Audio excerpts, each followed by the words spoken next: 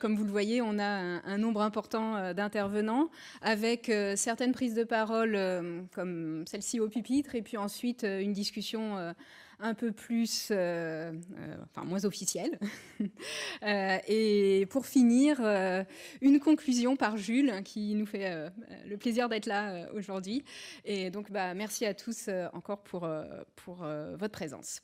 Donc petit rappel, et puis puisque vous avez vu jusqu'à maintenant un éléphant vous présenter enfin les grands singes. Donc cette espèce qui, parmi 500 de primates qui habitent encore aujourd'hui notre planète, cette espèce de grand singe non humain, puisque nous sommes la 8e de ces espèces, tous en danger critique ou en danger de disparition, listés sur la liste rouge de l'UICN. Avec des chiffres qui sont alarmants, et c'est peut-être cela que je rappellerai suite à l'intervention donc de Ronan et de Laurence. C'est que oui, évidemment, le temps politique et la prise de conscience est peut-être arrivé, mais il faut qu'on arrive à concilier l'urgence du terrain avec le temps parfois un peu long du politique et peut-être de la mobilisation des entreprises. Puisque on sait aujourd'hui que, on estime en tout cas que dans les 50 dernières années, près de 70% des populations de grands singes ont disparu. Donc un rythme aujourd'hui effréné, évidemment lié à la perte de l'habitat, puisque tous vivent en forêt tropicale. Cette forêt tropicale qui est aussi une source inestimable de biodiversité, une richesse importante pour notre climat. Elle abrite 50% des vertébrés, 60% des insectes, 100% des grands singes donc, et elle sert de ressource à près de 80% des personnes les plus pauvres de la planète. Donc non seulement un enjeu planétaire en termes de climat, mais un enjeu aussi très important pour les communautés locales qui vivent de ces forêts et qui partagent l'habitat des grands singes, ou en tout cas qui vivent parfois à proximité des fragments forestiers qui existent encore. Donc les grands singes, les 2 espèces de chimpanzés, les 2 espèces de gorilles et les 3 espèces d'orang-outans, puisqu'on a découvert une espèce d'orang-outan il y a moins d'1 an, vivent soit en Afrique, soit en Asie du Sud-Est. Et c'est là, bien sûr, que doivent se concentrer nos actions sur le terrain. Mais donc on vient de le mentionner, on pense qu'on a un rôle aussi à jouer très important ici en France.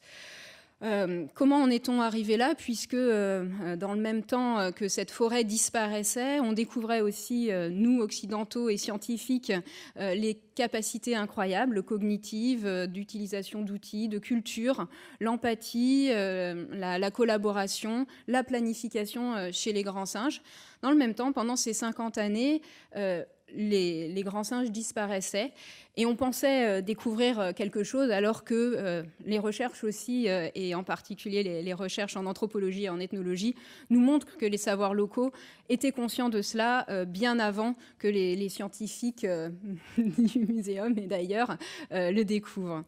Donc une culture qui est une culture pas uniquement liée à l'alimentation. Les grands singes n'utilisent pas des outils uniquement pour se procurer à manger, mais bien des comportements qui sont associés à des communautés, dans le cas des chimpanzés par exemple. Et donc, il ne s'agit pas juste de nombre, c'est-à-dire que même si on arrivait à maintenir un nombre de grands singes dans une partie de l'Afrique, on ne garderait pas cette diversité culturelle qui est vraiment capitale pour mieux comprendre nos origines. Et Yves Coppens nous fait le grand honneur et la grande amitié d'être là aujourd'hui. Et donc, je pense que si notre journée ne parle pas suffisamment d'évolution, il pourra nous apporter un éclairage. Mais je pense que cette diversité culturelle qui existe chez nos plus proches parents est aussi quelque chose d'indispensable à préserver. Comment faire pour les protéger? Donc, une des options qui a été mise en place pratiquement en même temps qu'on découvrait cet incroyable et ces fascinants comportements des grands singes, on a mis en place des aires protégées. Comme ça a déjà été mentionné, ces aires protégées souvent créent des frontières entre l'humain et le non-humain et entre les hommes eux-mêmes, ainsi que le rappelait Laurence Parisot, puisque dans la plupart des premières aires protégées qui ont été créées, l'homme a été exclu de ces aires, s'autoproclamant gestionnaire et décidant d'en enlever ceux qui faisaient la richesse de ces forêts et qui la connaissaient le mieux, donc les populations riveraines. Un petit exemple du site où je travaille, donc dans le parc national de Kibale en Ouganda, un des hotspots de biodiversité, un des endroits où on trouve le plus grand nombre de primates en termes d'espèces, mais aussi la plus grande densité de chimpanzés. Donc dans cette aire protégée, oui, on trouve des chimpanzés sur le bitume. Oui, on trouve des chimpanzés dans les arbres, mais parfois sans pied, comme vous voyez sur cette image. Et malheureusement, on vient de découvrir, après une dizaine d'années de recherche sur ce site, qu'on voit aussi des chimpanzés avec des visages étranges, différents des autres. Donc vous voyez Kiara qui a un bec de lièvre, et puis en bas, un jeune chimpanzé qui a une malformation faciale. Et donc 30% de ces chimpanzés qui vivent dans le site de Sebitoli ont des malformations nasales que l'on attribue aujourd'hui aux pesticides. Donc une question d'actualité, puisque évidemment, tout autour de l'aire protégée du parc national, qui est donc un parc de forêt, la forêt a été détruite, abattue, comme un peu partout maintenant en Afrique, et remplacée par une monoculture, la monoculture du thé. Donc ce sera l'objet de la table ronde de cet après-midi, mais simplement pour vous dire que certes l'huile de palme est souvent mise en cause, mais qu'ailleurs, le cacao, le thé sont aussi des monocultures qui remplacent les forêts qui disparaissent. Et bien sûr, puisqu'on modifie le micro-environnement et le microclimat à ces endroits, alors qu'on est dans une zone d'altitude avec des précipitations très abondantes, et bien une fois qu'on a rasé la forêt, on a besoin d'arroser, on a besoin de pulvériser des engrais, des pesticides pour pouvoir avoir un rendement suffisant. Et c'est bien cette question qui est en jeu dans notre projet FFM, qui est d'essayer de rétablir une harmonie et le concept de One Health, santé des humains, santé des animaux et santé de l'environnement. Puisque, évidemment, à cette lisière vivent aussi des communautés humaines qui doivent se débrouiller pour trouver des parcelles de terre entre la monoculture du thé et qui, eux aussi, arrivent à des aberrations qui sont celles d'arroser alors qu'avant, les précipitations étaient abondantes et se retrouvent confrontés à des animaux, des éléphants, des chimpanzés, des babouins qui pillent sans arrêt leur culture et donc qui mettent à mal tous leurs efforts pour essayer de se procurer à manger. Et donc vraiment des enjeux très importants dans ces zones. Comment leur demander d'arrêter de poser des pièges ou de ne pas repousser les animaux qui sont à côté d'eux quand le seul effet positif de l'aire protégée qu'ils peuvent voir, c'est des pillages. Donc c'est vraiment un point vraiment important, il me semble, qu'on évoquera probablement un peu plus tard. Ce que ces travaux dans cette aire particulière montrent, c'est que néanmoins les grands singes sont d'une extrême flexibilité. Ils arrivent à piller la nuit pour éviter la vigilance des villageois.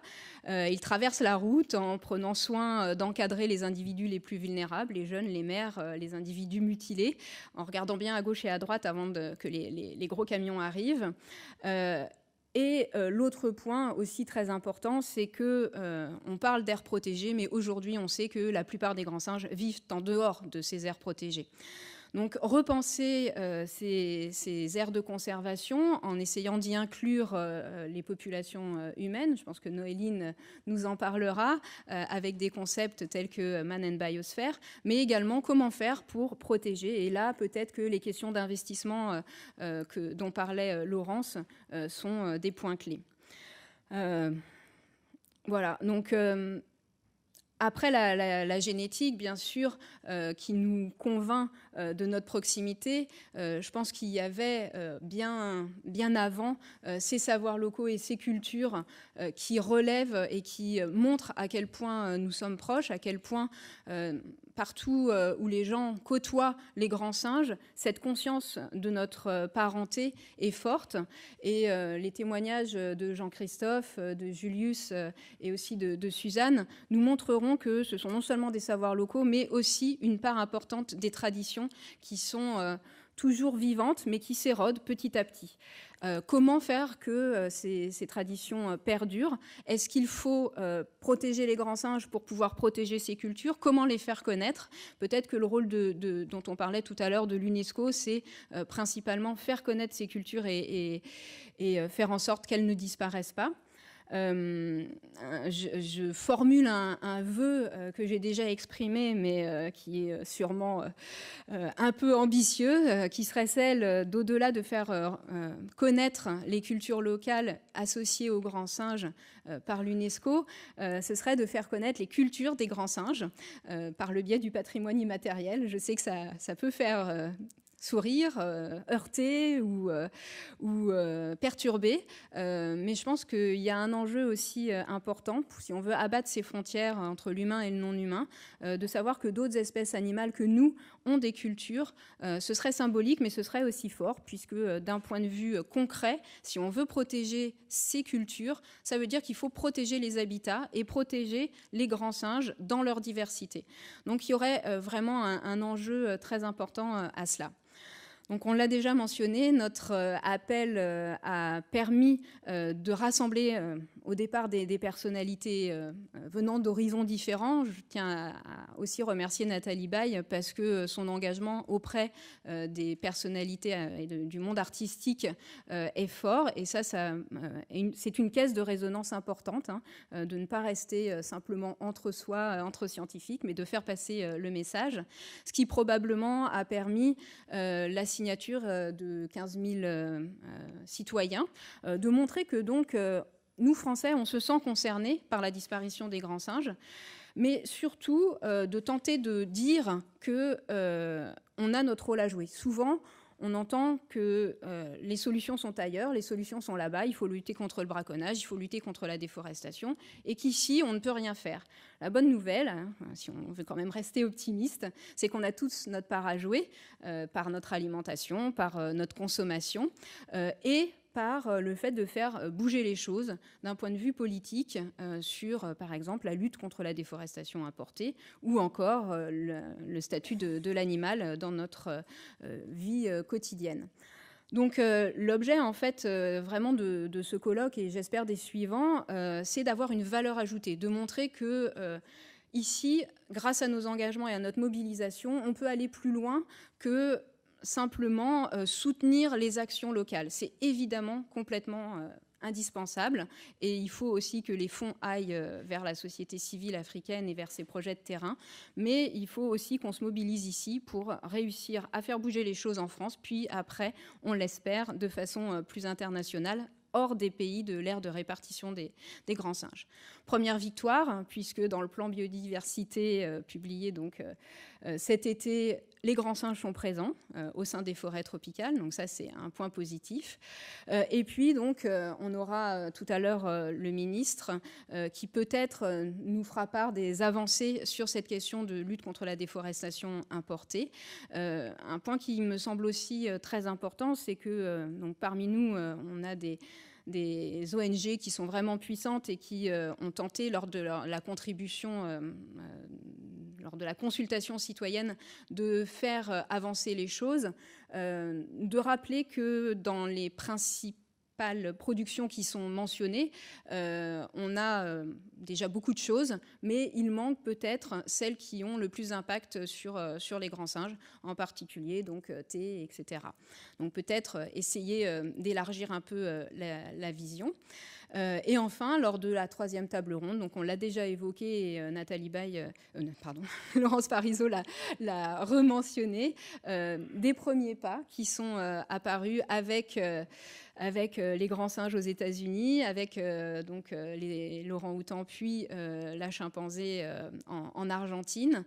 Ça aussi, c'est un point important qui peut faire le lien avec la table ronde précédente, puisque si on veut que les grands singes soient ex situ, maintenus dans des conditions de captivité convenables, il faut aussi faire en sorte de faire connaître l'habitat dans lequel ils vivent et que cette protection est très importante. Donc pouvoir dans la loi imaginer qu'on puisse vraiment faire influence sur cet habitat, avoir un droit à vivre, mais dans des conditions décentes, et que notre rôle est d'assurer ces conditions décentes ex situ et in situ, ça, c'est, il me semble, vraiment capital.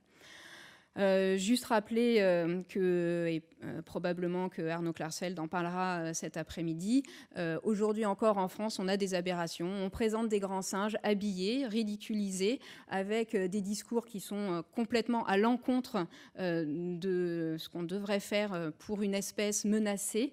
Donc on a déposé une saisine au CSA, on a reçu une réponse. Je pense qu'Arnaud vous en parlera cet après-midi, mais ça fait partie des choses aussi qu'il faut essayer de contrer ici en France. Voilà, donc pour finir, l'idée c'est de joindre nos efforts à ceux des populations riveraines pour protéger un bien commun, les grands singes, non seulement pour leur valeur intrinsèque, parce qu'on n'a pas besoin de mentionner que ce sont nos plus proches parents pour reconnaître leur propre valeur, comme pour l'ensemble des espèces animales, comme frères d'évolution, certes, comme espèce clé pour un écosystème qui est vital pour l'ensemble de la planète, et comme espèce au cœur de traditions, si on veut que ces traditions perdurent. Et on m'avait demandé de mettre un point d'interrogation sur la version définitive du programme. Et voilà, je le remplace par un point d'exclamation. Le point d'interrogation, pour moi, n'a aucune place et raison d'être là. Et donc, je pense que notre défi aujourd'hui, c'est de réussir à mettre en place une référence et peut-être d'inspirer pour que d'autres nous rejoignent.